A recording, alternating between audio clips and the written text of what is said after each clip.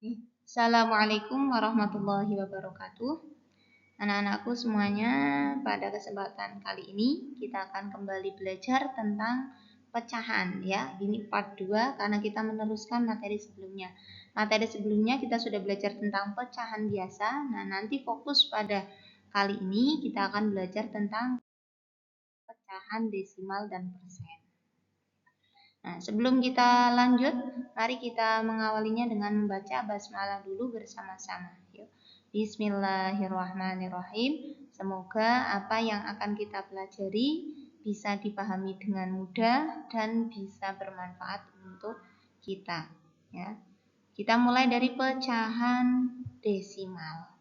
Apa itu pecahan desimal? Pecahan desimal itu pecahan yang dinyatakan dalam bentuk angka di belakang koma. Nah, setiap satu angka di belakang koma itu menunjukkan atau punya arti pecahan per 10 dan seterusnya. Maksud dan seterusnya itu gimana? Kalau satu angka per 10, maka kalau dua angka nanti per 100 ya. Contoh, nih per 10. Pecahan per 10 berarti artinya ada satu angka di belakang koma. Contoh 2 per 10. Nah, karena per 10 berarti butuh satu angka di belakang koma, maka bentuk desimalnya adalah 0,2. Sedangkan kalau per 100 itu artinya harus ada dua angka di belakang koma. Saya kasih contoh 1 per 100. Nah, karena per 100 itu berarti harus ada dua angka di belakang koma. Sedangkan di sini pembilangnya berupa angka 1 dan hanya ada satu angka, maka untuk bentuk desimalnya ditambah dengan 0 setelah koma menjadi 0,01. Untuk bisa lebih memahami ya, mari kita berlatih. Nah, kuncinya di sini. Yang harus diingat untuk pecahan desimal itu ini. Jadi setiap satu angka di belakang koma itu menunjukkan pecahan per 10. Untuk dua angka di belakang koma berarti itu per 100. Contoh, ini ada gambar telur ya. Kita hitung telurnya bareng-bareng. 1, 2, 3, 4, 5, 6, 7, 8, 9, 10. Jumlah keseluruhannya ada 10. Pengertian pecahan kemarin adalah bagian dari keseluruhan. Yang bagian itu yang di dalam kotak ada 4. Berarti ini menunjukkan pecahan 4 per 10. Bagaimana bentuk desimalnya? Nah, desimal itu tadi apa? Satu angka di belakang koma menunjukkan pecahan per 10. Karena ini per 10 berarti ada satu angka di belakang koma. Pembilangnya berupa angka 4. Berarti bentuk desimalnya adalah 0,4. Nah, dah. Sekarang gambar selanjutnya, ini ada jeruk. Kita hitung 1, 2, 3, 4, 5, 6, 7, 8, 9, 10. Seluruhnya ada 10. 10 itu akan menjadi pembilang. Yang di dalam kotak itu ada 5. Berarti bagiannya 5, keseluruhannya 10. Kalau dituliskan menjadi 5 per 10. Bagaimana bentuk desimalnya? Oh, kita lihat ini per 10. Kalau per 10 berarti ada satu angka di belakang koma. Maka bentuk desimalnya adalah 0,5. Nah, dah. Sekarang saya kasih contoh yang sedikit berbeda. Di sini 12 per 10. Pembilangnya mengandung dua angka. Padahal pecahannya per 10. Harusnya kalau bentuk desimal per 10 itu hanya butuh satu angka di belakang koma. Bagaimana bentuk desimalnya? Karena dia ada dua angka di pembilang ya di atas, maka bentuk desimalnya adalah 1,2.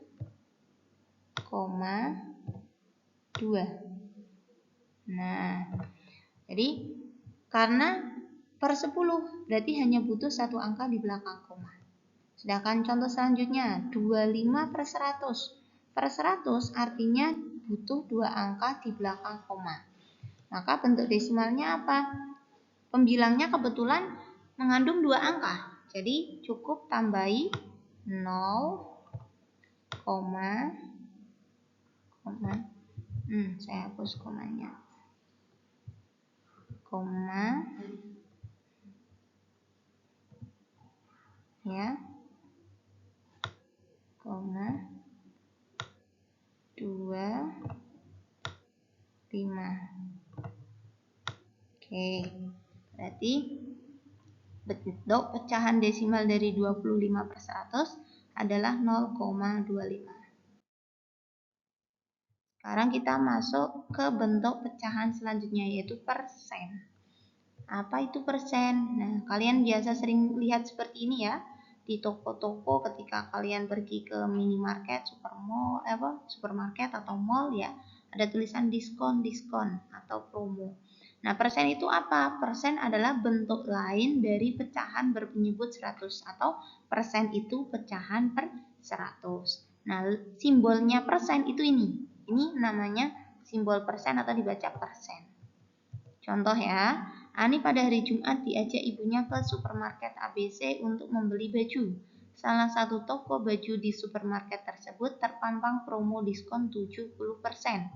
Ani merasa penasaran dan bertanya kepada ibunya, apa arti dari tulisan 70% itu? Ya, kalian selama ini ketika lihat ada promo diskon pernah berpikir nggak itu apa? Ya, diskon itu potongan harga. Nah, artinya apa kok persen? Nah, persen 70%. Di sini terpampang 70%. Persen adalah pecahan per 100. Berarti kalau 70% artinya 70 per 100. Bagaimana cara mengubah desimal ke persen? Nah, kalau ada desimal mau diubah ke persen gimana? Ada dua cara. Cara yang pertama itu desimalnya diubah ke bentuk pecahan biasa per 100 terlebih dahulu. Contoh 0,2 ya. 0,2 tadi kalau desimal gimana? Kalau ada satu angka di belakang koma itu artinya dia pecahan per 10. Padahal persen itu adalah pecahan per 100. Berarti kita harus cari pecahan senilai yang penyebutnya jadi 100. Kita kemarin sudah belajar tentang pecahan senilai ya. Berarti harus dikalikan dengan bilangan antara pembilang dan penyebut dikalikan dengan bilangan yang sama. 10 biar jadi 100 itu butuh dikalikan 10. Kalau penyebutnya dikali 10 maka pembilangnya juga harus dikali 10. 2 kali 10 itu 20. 10 kali 10 100. Nah, ketika sudah jadi 20 per 100, ini berarti sudah menjadi persen. Kenapa? Karena persen itu artinya pecahan per 100. Ini 20. Jadi ini nolnya ke ini oke. Ini aslinya bukan 2 per 100 tapi 20 per 100 ya. Nah, cara yang kedua bagaimana? Kalau cara yang kedua dikali dengan 100% langsung. Contoh, bentuk persen dari 0,35 adalah, nah caranya langsung. Kita kalikan 0,35 dengan 100%. Jadi kita mengalikannya langsung dengan 100%. Nah, 0,35 kali 100 itu jadinya 35. Persennya nanti tinggal ngikut. Kenapa kok bisa langsung 0,35 kali 100% jadi 35%? Di sini. Kalian tahu tidak ya, untuk mempermudah hasil perkalian desimal per seratusan dengan 100, ada cara yang dapat kita lakukan dengan cara menggeser tanda koma saja pada bilangan desimal 2 kali ke kanan.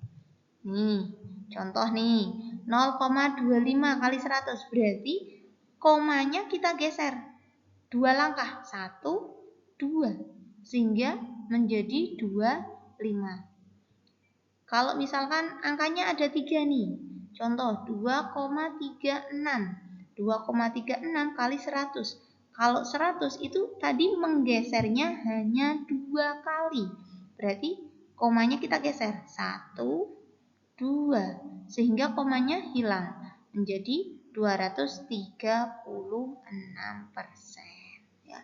Semoga anak-anak bisa memahami materi persen dan desimal. Nanti jika merasa ada yang kurang jelas, butuh ditanyakan, bisa komen nanti di chat komentar atau bisa langsung bertanya sama Ustadzah ketika bertemu di madrasah. Ya. Mari latihan uji pemahaman.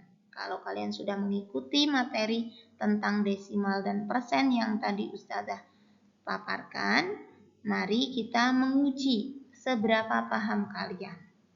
Pertama, kita mengubah pecahan biasa ke desimal. Contoh, ya, ini contoh yang A 9/10. Tadi pengertiannya gimana kalau desimal? Kalau per 10 butuh satu angka di belakang koma, maka 9/10 itu artinya 0,9.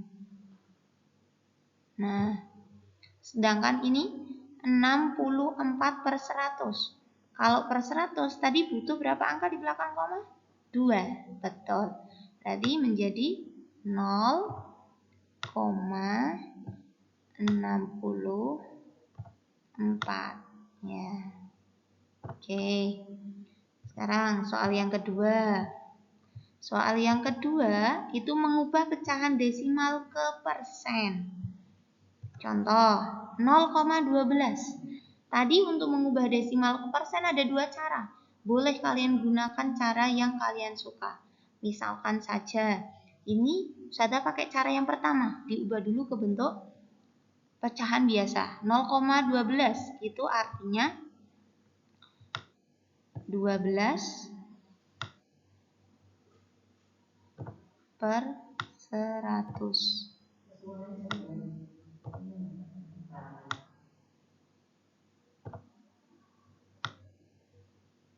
Nah, karena per 100 berarti sudah per persen. Berarti bisa disebut 0,12 itu sama dengan 12%.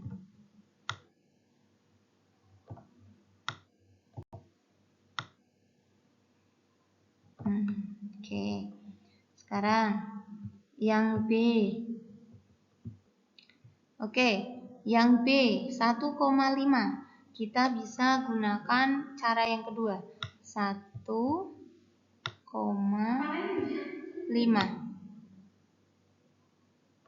Ya.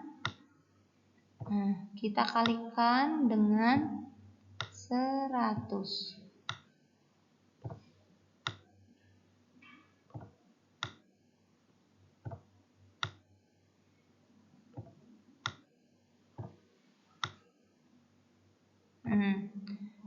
Gimana tadi kalau pakai cara yang kedua? Kalau pakai cara yang kedua cukup kamu geser, ya. Gesernya 2 langkah. Berarti kalau 2 langkah itu dari sini 1, 2. Nah, kebetulan yang di sini sudah nggak ada angka, padahal harusnya gesernya 2 angka. Karena sudah tidak ada angka, maka caranya adalah kita tambahkan 1 angka berupa angka 0. Sehingga hasilnya adalah 150% untuk bentuk desimal 1,5. Soal yang terakhir.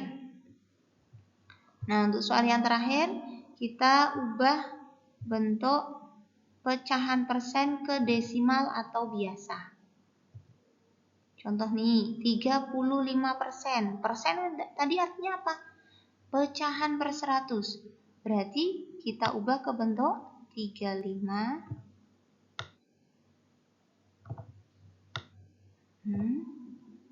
per 100.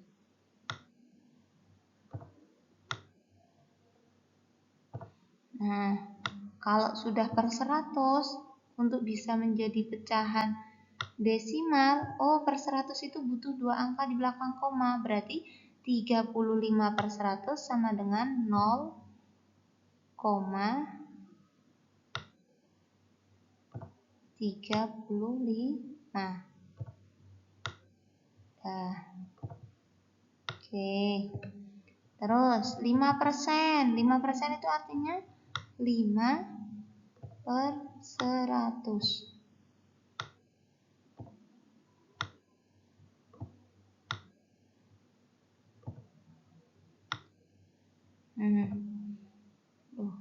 Semakin ke bawah ya. 5/100. Nah, bagaimana bentuk desimalnya? Tadi kalau desimal itu harusnya ada 2 angka di belakang koma. Karena per 100 harus ada 2 angka di belakang koma. Di sini pembilangnya cuma ada 1. Karena ada 1 maka muncul 0,05. Ya. Jadi kenapa bisa 0,05? Karena ini. Ya. Jadi kenapa muncul 0,05? Karena tadi pembilangnya hanya ada 1 angka. Oke, untuk materi desimal dan persen Ustazah cukupkan, semoga bisa dipahami dengan baik. Mari kita akhiri pembelajaran tentang pecahan desimal dan persen ini dengan membaca hamdalah bersama-sama. Alhamdulillahirabbil alamin. Terima kasih atas perhatian dari anak-anakku semuanya. Semoga tetap semangat belajar dan bermanfaat ilmu yang kita pelajari. Assalamualaikum warahmatullahi wabarakatuh.